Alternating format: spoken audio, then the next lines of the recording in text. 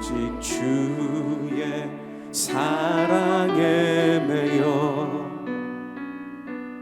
내 영 기뻐 노래합니다. 이 소망의 언덕 기쁨의 땅에서 주께 사랑 드립니다. 오직 주의 임재 안에 갇혀 내 영 기뻐 찬양합니다. 이 소명의 언덕 거룩한 땅에서 주께 경배드립니다. 주께서 주신 모든 은혜 나는 말할 수 없네. 내 영혼 즐거이 주 따르렵니다. 주께 삶 드립니다.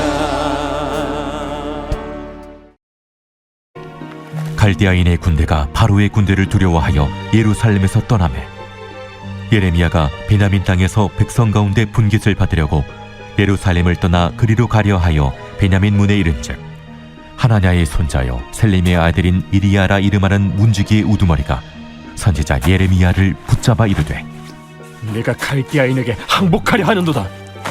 거짓이다. 나는 갈대아인에게 항복하려 하지 아니하노라.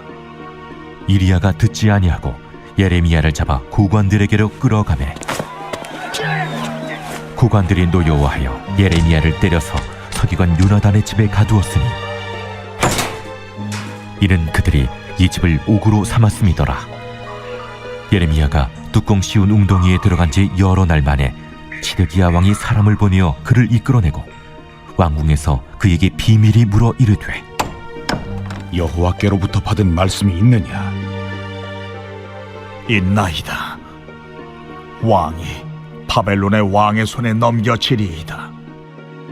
내가 왕에게나 왕의 신하에게나 이 백성에게 무슨 죄를 범하였기에 나를 옥에 가두었나이까? 바벨론의 왕이 와서 왕과 이 땅을 치지 아니하리라고 예언한 왕의 선지자들이 이제 어디 있나이까? 내 주 왕이여, 이제 청하건대 내게 들으시며 나의 탄원을 받으사 나를 서기관 요나단의 집으로 돌려보내지 마옵소서. 내가 거기에서 죽을까 두려워하나이다. 이에 시드기야 왕이 명령하여 예레미야를 감옥들에 두고 떡 만드는 자의 거리에서 매일 떡 한 개씩 그에게 주게 하며 성중에 떡이 떨어질 때까지 이르니라. 예레미야가 감옥들에 머무니라. 애굽의 군대가 예루살렘에 가까이 왔다는 소식을 듣고 예루살렘을 에워싸고 있던 바벨론 군대는 예루살렘에서 잠시 물러납니다. 그 후 예레미야는 분깃을 받기 위해 베냐민 땅으로 가게 되었습니다. 가는 길에 베냐민 문 문지기의 우두머리 이리야를 만나게 됩니다. 이리야는 예레미야가 바벨론에 항복하기 위해 간다고 여겼습니다. 예레미야가 그런 것이 아니라고 해도 듣질 않습니다. 그를 잡아서 고관에게 끌고 갑니다. 그를 본 고관들은 노여워합니다. 예레미야를 때리고 뚜껑을 씌운 웅덩이에 가두어 놓습니다. 그렇게 며칠이 흐른 후 시드기야는 사람을 보내어 예레미야를 데리고 나오게 합니다. 그리고 비밀스럽게 물어요. 여호와께로부터 받은 말씀이 있느냐? 너에게 하나님의 말씀이 있느냐? 예레미야는 대답합니다. 네, 있습니다. 왕은 바벨론 왕의 손에 넘겨질 것입니다. 예레미야는 시드기야에게 되묻습니다. 왜 나를 옥에 가두셨습니까? 내가 도대체 왕 신하들과 백성들에게 무슨 죄를 지었습니까? 예언이요?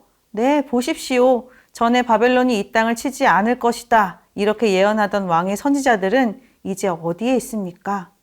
예레미야는 시드기야에게 자신이 갇혔던 곳으로 되돌려 보내지 말아달라고 요청합니다.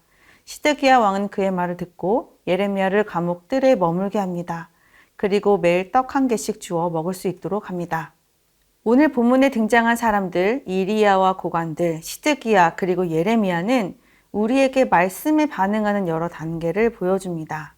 이들의 모습을 통해 우리의 모습을 살펴보기를 원합니다. 이리야는 본문의 사건의 결정적인 역할을 한 사람이지요. 예레미야가 바벨론에게 항복하러 간다고 생각합니다. 고관들은 예레미야에게 정황을 파악하지 않고 자신들의 노여움을 풀어버립니다. 매질을 해서 감옥에 넣어버리죠. 예레미야는 40년 동안 유다에 대한 하나님의 메시지를 충실히 선포했습니다. 오랜 시간 동안 멸망에 대한 메시지를 들으면서 백성들의 마음은 불안, 두려움, 우울감으로 가득 차 있었을 것입니다. 게다가 이 두려움과 불안감이 현실로 다가와요. 예레미야의 예언이 하나씩 성취되는 것이 그들의 눈에 보입니다. 그런데 마침 애굽이 와서 우리를 돕는다고 합니다. 그리고 바벨론이 물러가요. 긴장 상태에 있었던 예루살렘은 잠시 한시름 놓을 수 있는 상황이었습니다. 이때는 예레미야의 예언이 틀리길 바랬을 것입니다. 그러나 예레미야는 37장 7, 8절에서 이렇게 말해요. 그렇지 않습니다. 그렇지 않아요. 애굽은 자기 나라로 바로 돌아갈 것이고 그 후엔 바벨론이 다시 돌아와 이성을 쳐서 빼앗아 불살라 버릴 것입니다. 지금의 상황은 잠시 동안 유지될 뿐 하나님께서 결정하신 유다의 멸망은 여전히 유효하다는 말을 전합니다. 온 유다 사람들에게 예레미야는 백성의 마음을 떨어뜨려서 바벨론에 항복하게 만드는 불경스러운 자였습니다. 자신들의 불안과 두려움 모든 분노를 담아 거짓을 예레미야에게 뒤집어 씌우고 정확한 정황을 밝히지도 않은 상태에서 매질하여 그를 감옥에 가둡니다. 이리야와 고관들의 마음은 곧 유다 온 백성들의 마음입니다. 이들은 하나님께서 예레미야를 통해서 전하시는 말씀을 끝까지 듣지 않았습니다. 어려운 말도 아니었고 상상 같은 헛된 말도 아니었습니다. 분명하게 알아들을 수 있는 말씀이었고 그 말씀은 이루어지고 있는 상황이었습니다. 그리고 지금 방금 알게 된 새로운 사실이 아니라 오랜 세월 동안 익숙하게 들어오던 아주 잘 아는 내용이었습니다. 그런데도 이들은 말씀을 듣지 않았습니다. 오늘 이들의 모습을 살펴보면서 저도 이런 모습으로 말씀을 대할 때가 종종 있는 것 같다는 생각이 들었습니다. 하나님의 말씀은 나에게 위로를 주기도 하고 힘을 주기도 하고 쓰러진 나를 일으켜 세우기도 해요. 그리고 나의 죄에 대해서 낱낱이 밝히기도 합니다. 위로와 힘을 주고 내 마음의 슬픔을 알아주는 말씀은 얼른 가져와서 받고 힘을 얻어보려고 하지만 나의 잘못, 죄에 대해서 밝혀주고 나의 생각과 행동의 교정을 요청하는 말씀에 대해서는 어떻게든 버티고 버텨보려는 저의 모습을 발견할 때가 많이 있는 것 같아요. 지금 남유다 사람들의 모습과 비슷합니다. 예레미야가 40년 동안 반복적으로 변치 않고 유다에 대한 메시지를 선포한 것처럼 하나님께서도 저에게 이러저러한 방편으로 말씀을 주십니다. 예배 시간 그리고 묵상 가운데 반복적으로 주시는 말씀을 만날 때가 종종 있어요. 주로 말씀에 반응하지 않을 때 이런 일이 일어나곤 하는데요. 죄에 대한 말씀은 딱 들었을 때 이런 느낌이 듭니다. 자존심이 상하는 걸? 뭐야, 괜히 주눅이 들잖아. 우울한 것 같기도 하고. 그래서 기본적으로 기분이 나쁘고 신경질이 날 때도 있습니다. 이 상황을 피해보려고 다른 사람, 다른 상황 탓으로 돌리면서 외면을 해도 이 기분이 해결되지는 않더라고요. 또 유다가 애굽 때문에 헛된 위안을 얻은 것과 같은 상황을 만들어낼 때도 있습니다. 죄에 대한 부분은 잠시 접어두고 하나님께 다른 기도 제목으로 부르짖고 저의 눈에 거룩해 보이는 사역에 집중해 보기도 합니다. 그래도 개운치 않아요. 그렇구나. 그럼 어쨌든 회개를 해야 하니까 어차피 지나가야 할 뜨거운 불이다. 죄에 대한 거 이게 해결하지 못하면 계속 따라다니는데 너무 피곤해. 얼른 해치워버려야지. 이런 생각을 가지고 있어서 그런지 늘 억지로 힘을 써서 의무로 뱉다시피 죄를 고백하곤 합니다. 죄는 누군가에 대한 판결이고 평가입니다. 관역에 맞지 않는다, 빗나갔다. 하나님께서 만드신 그 원래의 모습에서 완전히 비껴갔고 하나님의 기준에 합하지 않는다. 이것이 죄의 목소리가 맞습니다. 우리는 이미 우리에 대한 판단과 평가를 세상을 통해 많이 접하고 있어요. 세상은 자신들의 기준을 가지고 우리를 평가할 때 모든 결과로만 평가하고 그 평가에 대해서 분명한 태도를 취합니다. 자신들이 원하는 조건에 합하면 인정해주지만 원하는 기준과 조건에 미치지 못하면 판단해버리고 끝내버려요. 우리가 많이 노력을 해서 그에 합하는 기준까지 올라가지 않는 이상 그들이 내린 우리에 대한 판단과 평가는 그대로 남아있어요. 그런데 하나님께서 우리의 죄를 바라보시고 죄에 대하여 평가하시는 모습은 세상과는 다릅니다. 어느 날 예배 시간에 다른 마음으로 회개를 하게 하시더라고요. 이해실, 이거 죄야, 죄다, 응? 얼른 회개해야지 이런 마음이 아니라 너무 마음이 아프고 그러지 말았으면 좋겠다는 진심이 자연스럽게 올라오는 경험을 했습니다. 이것이 죄라는 것을 인지하기도 전에 죄를 바라보시는 하나님의 마음을 제게 먼저 보여주시고 진심으로 회개하며 이제는 주께서 주실 새로운 마음을 간구하고 있는 저의 모습을 보게 되었어요.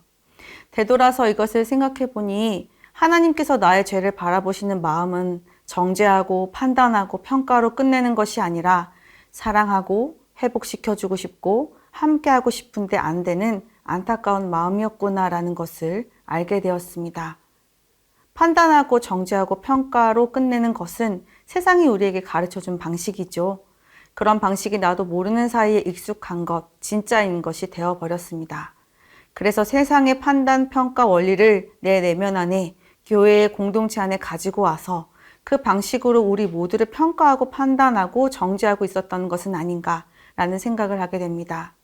여러 가지 중에 죄에 대한 오해와 잘못된 태도가 하나님의 말씀을 듣지 못하게 만드는 요소 중 하나가 아닌가라는 생각을 해보게 됩니다. 하나님의 말씀이 나에게 가장 달고 가장 유익하고 가장 큰 힘이 됩니다. 세상이 주는 것과는 다릅니다. 그 어떤 것과도 비교할 수가 없죠. 세상이 주는 방식과 다릅니다. 나를 살리고 일으키고 회복시키고 성장하게 합니다.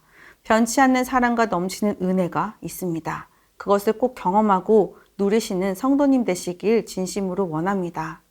주님의 마음을 우리에게 주셔서 말씀을 들을 때 전적으로 진심으로 반응하여 순종하는 은혜가 있기를 소망합니다. 반면 예레미야는 어떤 모습을 보여주고 있나요? 37장에 이르기까지 그는 많은 일들을 겪었습니다. 참된 진리의 말씀을 가지고 있었고 선포했고 선포한 말씀이 성취되어져 가고 있는 이 과정 속에서도 온 백성들의 미움을 한 몸에 다 받아요. 게다가 오늘은 한 번도 생각해 본 적도 없었던 오해를 받아서 실컷 맞고 웅덩이에 갇히게 됩니다. 시드기야에게 다시 거기에 갇히지 않게 해달라고 요청한 것으로 보아 굉장히 위험한 곳이었던 것 같습니다. 시드기야는 이렇게 갇혀있는 그를 불러내어 너에게 하나님의 말씀이 있는가 묻습니다. 네, 있습니다. 왕은 바벨론에 끌려가게 될 것입니다. 왕의 심산이 뒤틀려 버려 다시 웅덩이 같은 곳에 들어가면 그곳에서 죽을지도 모르는데 여전히 하나님의 말씀을 전합니다. 우리 모두 이런 비슷한 상황을 만날 때가 있어요. 말씀이 말씀다운 대접을 받지 못할 때, 그래도 나는 묵묵히 말씀을 붙들며 살아가야 할 때, 정말 말씀의 능력을 맛보고 싶지만 돌아오는 건 미움과 비웃음과 죽음의 웅덩이뿐일 때, 우리 모두에게 그런 때가 있습니다. 이런 상황에서 저는 가끔 속으로 이런 질문을 던지곤 해요. 이것이 그렇게까지 할 일이요? 네, 그렇게까지 할 일 맞습니다. 진리의 말씀을 붙들고 그것을 지키며 살아가는 것은 절대로 하찮은 일이 아니에요. 우리의 행동에 상관없이 하나님의 말씀은 영원하며 반드시 성취됩니다. 그런데 목숨의 위태로움을 겪고도 일관된 태도로 말씀을 포기하지 않는 예레미야의 이런 삶을 통해서 우리는 하나님의 말씀이 영원하며 반드시 이루어지는 것을 함께 살펴볼 수가 있었습니다. 우리는 각자 시대의 각자의 모습으로 말씀을 지키며 살아가요. 하나님께서는 그 각자의 조각을 다 하나로 이어가셔서 영원하신 말씀의 성취를 맛보는 영광을 우리에게도 주셨습니다. 하나님의 말씀을 가치 있는 참된 진리로 바라보고 온갖 풍파 속에서도 진실되게 순종하는 자를 통해서 그 어떤 것에도 무너지지 않고 사라지지 않는 말씀의 생명력을 증명케 하십니다. 그래서 말씀은 그것에 진실되게 반응하고 지키는 자를 통하여 선포되고 역사합니다. 그런데 말씀과 바꿀 수 있는 것이 우리 주변에 얼마나 많은지요? 말씀보다 값어치 있어 보이는 것, 가치 있는 것, 그래서 말씀과 함께 견주어 보았을 때 시드기야처럼 고민이 되는 것들이 우리 주변에 많이 있는 것 같습니다. 또 선포하고 전한 말씀이 진짜임을 몸소 보여주어 주의 영광을 드러내는 삶을 사는 것이 얼마나 힘든지 우리 모두는 알 수 있습니다. 알고 있어요. 우리의 힘과 능력으로는 감당할 수 없지만 우리에게 방향성을 제시해 주시고 늘 우리를 가르쳐 주시는 분이 계십니다. 바로 예수님이세요. 그분은 말씀 자체이시며 하나님의 마음과 하나가 되어 하나님께 순종하여 이 땅에 육신의 몸을 입고 이 땅에 오셨습니다. 이 땅에서는 주의 말씀에 온전히 순종하시면서 하나님의 영광을 드러내시고 하나님의 하나님 되심을 세상에 보여주셨습니다. 그리고 자신을 보내신 하나님의 뜻에 따라 십자가에 못 박혀 죽으심으로 우리를 향한 하나님의 사랑을 보여주셨어요. 이제 그 예수 그리스도에게 생명을 주시고 모든 이름 위에 뛰어난 이름을 주사 모든 믿는 자로 구원을 받고 하나님께 영광을 돌리게 하셨습니다. 세상의 가치와 말씀을 바꾸지 않고 말씀에 순종하여 주의 영원한 말씀은 성취의 역사 속에 거하며 예수 그리스도를 본받고 끝까지 말씀 앞에 순종하며 나아가는 성도님들 되시기를 소망합니다. 말씀을 지켜내고 순종하며 사는 것이 누가 달콤하다고 했나요? 어렵습니다. 괴롭고요. 쉽지 않습니다. 그럼에도 불구하고 그것은 하나님 백성 존재의 이유가 됩니다. 말씀 앞에서 순전하게 반응하며 순종하며 사시는 성도님 되시기를 원합니다. 오늘 하루도 말씀 앞에 순전히 반응하는 삶으로 하나님께 영광 올려드리는 귀한 하루가 되시기를 진심으로 소망합니다. 다음 기도 제목을 함께 읽고 기도하시겠습니다. 나도 모르는 사이에 들어와 주의 말씀에 전적으로 순종하는 것을 방해하는 세상의 가치가 내 안에 자리 잡고 있다면 말씀으로 분별케 하시고 말씀 안에서 규정되는 은혜를 누리게 하소서. 아멘. 주님의 마음을 우리에게 주셔서 말씀을 들을 때 전적으로 진심으로 반응하며 순종하는 자 되게 하소서. 아멘. 그리스도를 본받아 말씀의 가치를 우리의 삶으로 증명하게 하시고 영원하신 하나님의 말씀의 성취가 우리 삶 가운데 이루어지는 삶을 허락하여 주소서. 아멘. 이어서 유년부 여름 성경학교 농촌 선교 금요 비전 기도회를 위해서 기도하겠습니다. 농촌 선교가 진행되는 지역마다 안전과 건강을 책임져 주소서. 다양한 방법으로 전하는 복음을 통해 예비된 영혼들이 하나님께 돌아오게 하소서. 아멘. 유년부 성경학교를 통해 선포되는 말씀이 유년부 어린이의 심령에 심겨지게 하시며 주님을 더 깊이 알아가고 주님의 사랑을 고백하며 주님께 부르짖는 은혜가 있게 하소서. 아멘. 7월 26일 말씀을 전하시는 연승철 목사님에게 성령의 충만함을 주시고 말씀을 통해 위로와 도전과 은혜의 시간이 되게 하소서. 온 교회 성도가 금요 비전 기도회를 통해 기도의 문이 열리고 기도의 능력을 경험하게 하소서. 아멘.